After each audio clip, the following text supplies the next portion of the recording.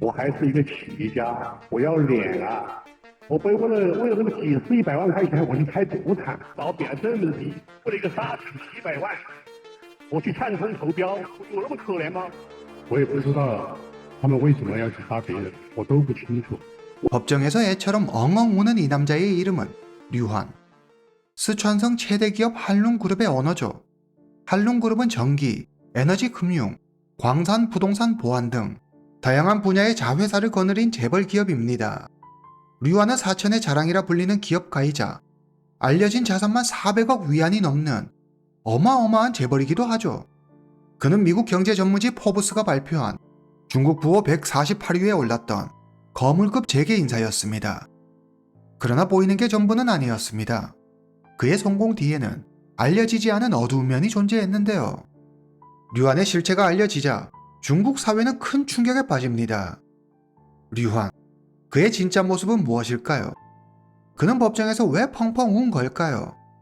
오늘은 7조 원의 재벌 류환에 대해 이야기해 보겠습니다. 2009년 1월 10일 오후 3시 중국 스촨성 광안시 허난 대낮길 한복판에서 3명이 총에 맞아 사망하는 사건이 일어납니다. 이 사건으로 근처를 지나던 행인 2명이 부상을 입었습니다. 범인은 대낮에 그것도 사람들이 많이 지나다니는 길에서 범행을 저지르는 대범한 모습을 보이죠.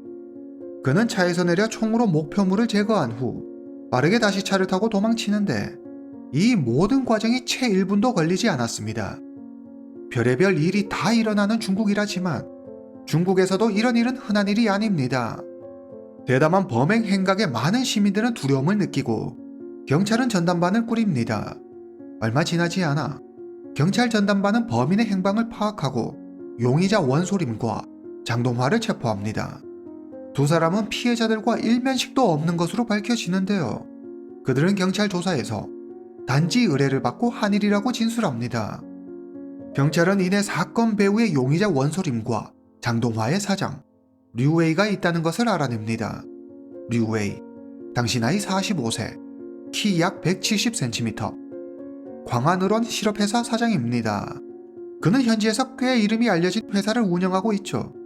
숨진 피해자 중 한 명인 첨프 웨이는 류웨이의 회사 광환의원 실업회사의 경쟁업체를 운영하고 있었습니다. 1시간 뒤 경찰은 류웨이를 공개 수배하고 본격적인 검거에 나섭니다. 대규모 인력이 동원돼 류웨이의 뒤를 쫓지만 그런데 뭔가 좀 이상합니다.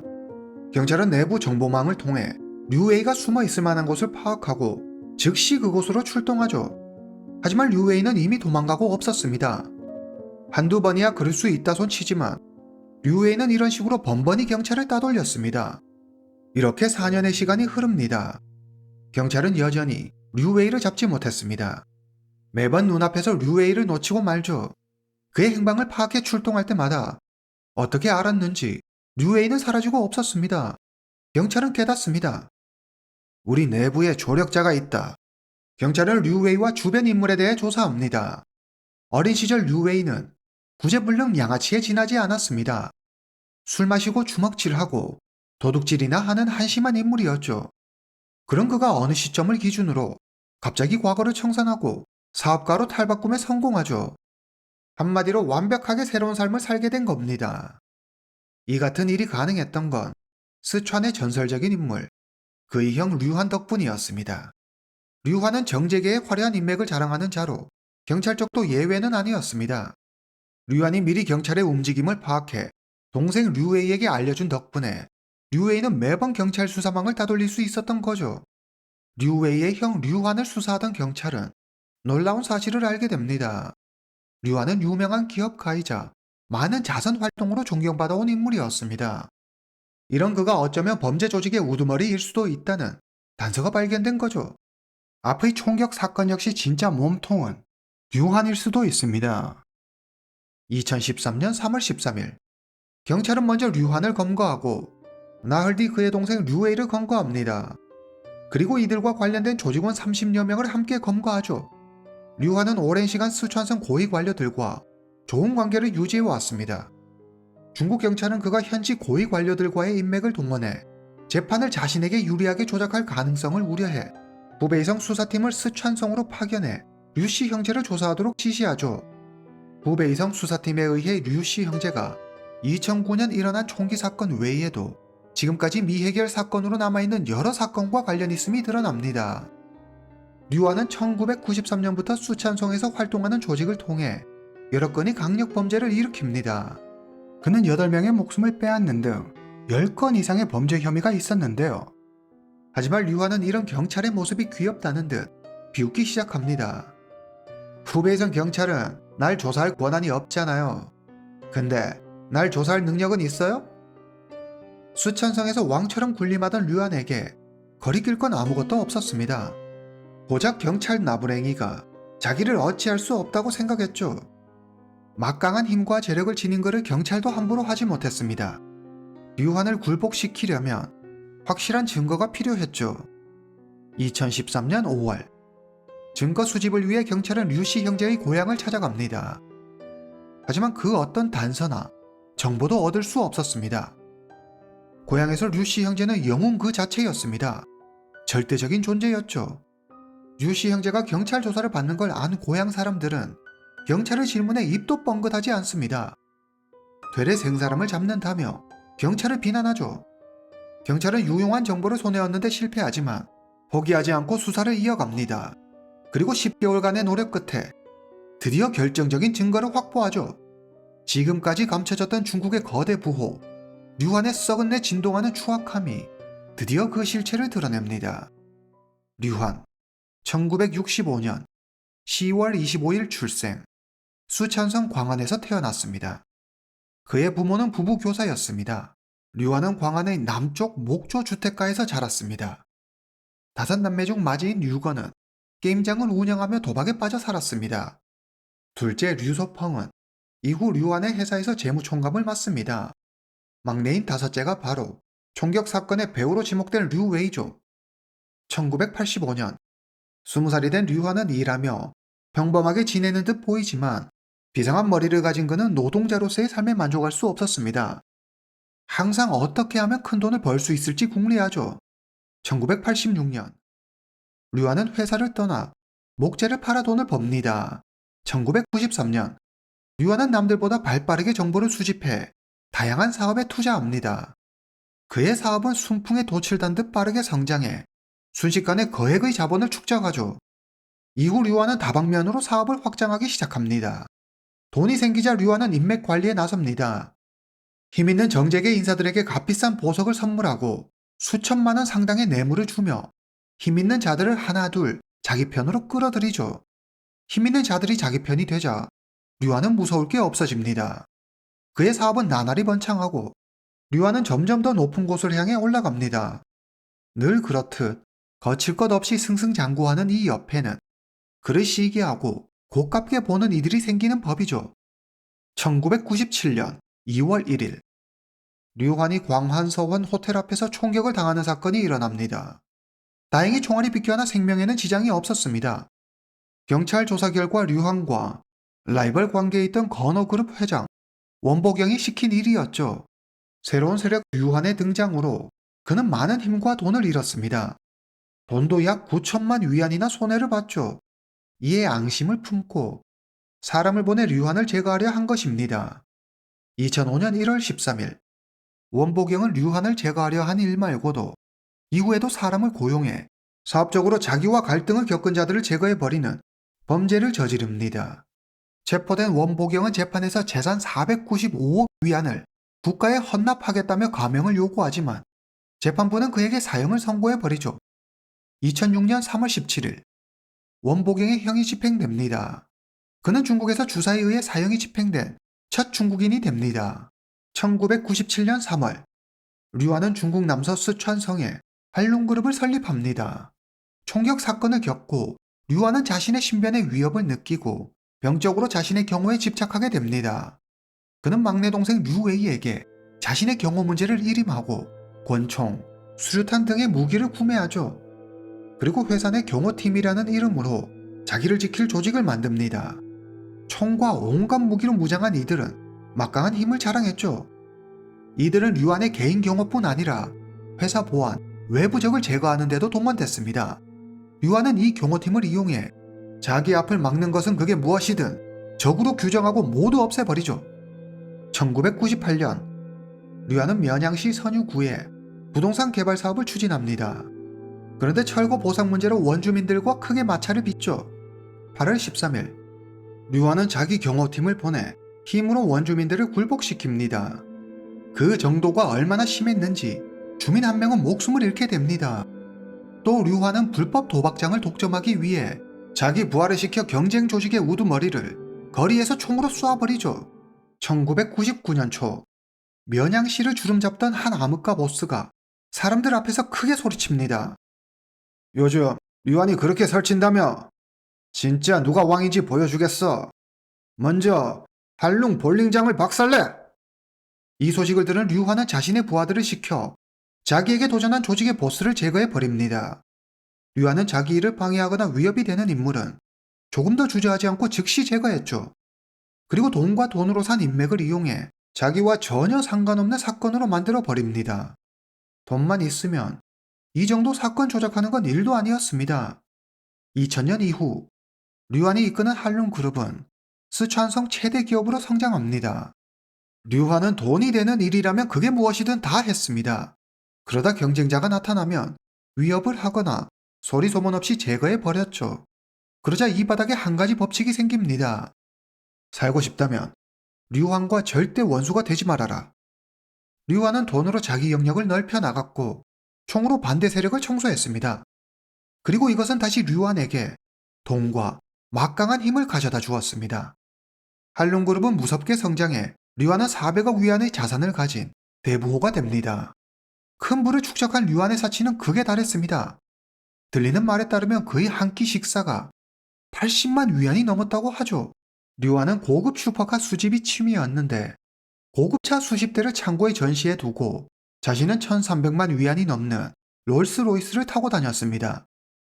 그는 전기, 에너지, 금융, 광산, 부동산, 보안 등 다양한 분야의 진출해 사업을 확장해 나갔는데 한룽그룹은 5개 상장사와 그 산하의 수십 개의 자회사를 거느리고 있었습니다. 동시에 류환은 이미지 쇄신을 위해 자선사업을 시작하죠. 1997년부터 2008년까지 약 11년 동안 그는 꾸준히 수많은 자선 활동을 펼칩니다. 낙후된 도시에 도로와 다리를 건설하고 소외계층을 위해 후원하고 많은 기부금을 내는 등 다양한 사회 공헌 활동을 하죠. 특히 2008년 스촨 대지진으로 초토화된 스촨성에 자기 이름으로 수십 개의 희망초등학교를 짓습니다. 한때 중국인들은 그를 노블레스 오블리주의 전형이라며 칭송했습니다. 이런 자선 활동을 바탕으로 쌓은 선한 이미지로 류환은 수촨성 중국인민정치협상회의 3선 위원, 상무위원 등으로 활동하게 됩니다. 중국인민정치협상회의란 중국 공산당, 민주당파, 기타 여러 단체의 대표들이 참여하는 중국의 정치 행사를 말하죠. 류환은 정책의 유력 인사로 자리 잡습니다. 그는 2010년 진행된 월스트리트 저널과의 인터뷰에서 의기양양한 태도로 말합니다. 류환은 승리자죠. 한 번도 무너진 적이 없어요. 여기까지가 경찰이 파악한 류환의 실체와 범죄 사실입니다. 경찰 조사 내내 그는 오만했고 비협조적이었습니다. 2013년 5월 막강한 권력과 부를 가진 류환을 수사하는 일은 그리 쉽지 않았습니다. 경찰은 류환의 범죄 행각과 관련된 증거 수집 및 확보에 총력을 기울입니다. 400여 명의 경찰이 동원돼 피해 사실을 바탕으로 구체적인 증거 수집에 나서죠. 600명 넘는 사람을 조사하고 1000여 건이 넘는 막대한 양의 관련 증거와 자료 1만여 건을 확보하는 데 성공합니다. 2014년 3월 31일 후베이성 샌닝 중구민민법원 류환, 류웨이를 포함한 조직원 36명에 대한 재판이 열립니다. 류환은 초호와 변호인단과 함께 법정의 모습을 드러냅니다. 아무것도 거리낄 게 없다는 류환은 보청기를 끼고 방석을 안고 당당하게 등장하죠. 그는 의자에 방석을 깔더니 편안하게 자리를 잡고 앉습니다. 검찰은 류환이 이끄는 한룽그룹이 조직적으로 살인, 공갈, 총기 거래, 폭발물 소지 위반, 불법 도박 등의 범행을 저지르고 막대한 범죄 이익을 거둔 범죄 조직이라고 주장합니다. 그리고 그 증거로 이제껏 수집한 증거들과 1480명의 증인 진술서, 8건의 살인사건 피해자의 부검 보고서를 제출합니다. 그러나 류환은 이 모든 혐의를 부인하며 담담한 목소리로 대수롭지 않다는 듯 말하죠. 난 모르는 일이에요. 동생 류웨이 역시 범행을 전부 부인합니다. 밑에 애들이 대체 왜 그랬는지 모르겠네요. 전 그들을 죽이라고 명령한 적이 없어요. 그러자 검찰은 한룡그룹 경호팀 소속 직원을 증인으로 소환하죠. 회사 경호팀이라고 하지만 겉껍데기만 그럴 뿐이지 실상은 무자비한 범죄 조직이에요. 우리는 저기 앉아있는 류씨 형제 명령으로 불법 감금과 협박, 공갈 등을 밥 먹듯이 했어요. 경쟁 상대가 나타났다 싶으면 저희가 출동해 바로 제거했죠. 죽은 8명, 저 사람들도 마찬가지예요. 류안에게 도전해서 제거당한 자들이죠. 돈에 무척 철저해서 조금이라도 손해보는 걸 절대 못 견뎌 했거든요. 조직원의 증언에도 류환은 눈썹 하나 까딱하지 않았습니다. 자기와 무관한 일이라고 딱 잡아댔습니다. 또 다른 증인이 법정에 출두해 류환이 불법 도박장을 운영해 수백만 위안의 이익을 남겼다고 증언하죠. 류환은 자기가 마카오나 싱가포르, 미국 등지에서 도박을 한 건 인정했지만 불법 도박장을 운영한 사실은 없다고 반박합니다. 류환이 발뺌하자 검찰은 은행 등 금융기관을 상대로 한 거액의 대출 사기와 허위 수출 계약서를 작성해 수출 보험 기금을 가로챈 사건들의 증거를 제출하죠. 이 사건들로 인해 발생된 피해액만 자그마치 약 38억 위안에 달했습니다. 너무나 명확한 증거가 나오자 류환은 입을 다물어 버립니다. 경찰이 총기 20자루와 탄환 677개, 칼 100여 자루, 수류탄 등을 증거로 제시하자 한룡그룹의 조직원이 나서 자신들이 사용했던 무기임을 인정합니다. 그리고 한룡그룹 법인장 손씨가 출석해 류환의 범죄 행각을 밝히죠. 저는 10년 넘게 류환 회장 밑에서 일했죠. 경호팀이라고 부르는 조직도 류씨 형제와 제가 만들었어요. 앞에 검사님이 언급하신 내용은 모두 다 사실입니다. 류환은 손씨가 자기가 저지른 일을 감추기 위해 검찰과 짜고 날조한 것이라며 고래고래 소리칩니다. 엄밀히 말해 법인장 손씨를 포함해 증인석의 조직원들은 모두 류환과 한 배를 탄 사람들입니다. 류환의 범죄 행위가 밝혀지면 그들 역시 처벌을 피해갈 수 없죠. 그런데 그들은 왜 서로 나서서 자기들에게 불리한 이런 증언을 하는 걸까요? 경찰 조사에 따르면 류환이 엄청난 돈을 벌기는 했지만 무척 인색해 자기가 수족같이 부리던 부하 직원들에게 터무니없을 정도로 박했다고 합니다. 이에 평소 불만을 가지고 있던 이들이 앞다퉈 류환을 배신하고 류환의 범죄 사실을 증언한 것이죠. 하지만 많은 사람들은 이들이 감형을 조건으로 검찰과 모종의 거래를 했을 거로 추측하지만 그 사실 여부는 밝혀진 바가 없습니다. 어찌됐든 가장 가까이에 있었던 수족의 배신에 류환은 당혹감을 감추지 못합니다. 류환의 초호와 변호인단 역시 허둥대긴 마찬가지였죠. 그리고 마지막 활용 점정. 류환의 전처 양씨가 법정에 나타납니다. 양씨는 1997년 류환과 결혼해 16년을 함께 살았습니다. 전처를 본 류환은 모든 것이 끝났음을 직감하고 눈을 질끈 감습니다. 양씨는 차분하게 류환이 그동안 저질렀던 범죄 사실을 모두 이야기하죠. 류환은 더 이상 아무런 말도 하지 않습니다. 2014년 5월 23일 후베이성 샌닝시 중급인민법원. 법원은 류환, 류웨이에게 사형을 선고하고 전 재산을 몰수한다. 조직원 34인 중 3인에게 사형, 5인에게 사형 집행유예, 4인에게 무기징역, 22인에게 유기징역을 선고한다. 류환은 후회했지만 때는 이미 늦었습니다. 류환은 즉시 항소하죠. 그러나 2심 법원은 류환이 저지른 고의살인죄 등의 죄목을 상세히 거론한 뒤 1심 형량이 적절하다며 항소를 기각합니다. 형이 집행되기 전 류환은 마지막으로 가족을 만납니다. 내 야망이 너무 컸다. 모든 게 그저 잠깐인 것을. 그리 모지게 살지 않아도 됐을 것을. 다시 한번 나에게 삶이 주어진다면 노점이나 작은 가게 하나 차려 큰 욕심 없이 가족들과 오순도순 살고 싶구나. 2015년 2월 9일 류환의 형이 집행됩니다. 경찰이 형 집행을 위해 류환의 어깨를 잡자 그는 펑펑 울면서 선처를 호소합니다. 저한테 모든 책임이 있습니다. 절대 벗어날 수 없는 책임입니다. 저는 죽어 마땅하다고 생각합니다. 정말 죄송합니다. 다 큰 성인 남자가 남 앞에서 이렇게 펑펑 울다니 천하를 호령하며 서슬퍼른 권력을 자랑하던 류안이었지만 마지막 순간 그는 비굴해 보이기까지 할 정도로 당황스러운 모습을 보이죠.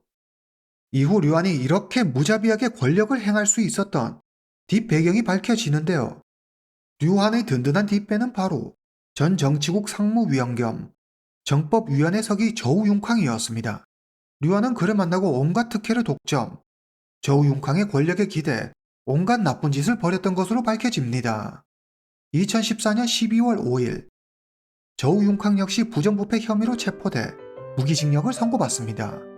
그러나 이들의 몰락을 권력투쟁에서 밀려난 세력의 퇴장으로 보는 이들도 있었습니다. 오늘 이야기는 여기까지입니다. 다음 시간에 뵙겠습니다.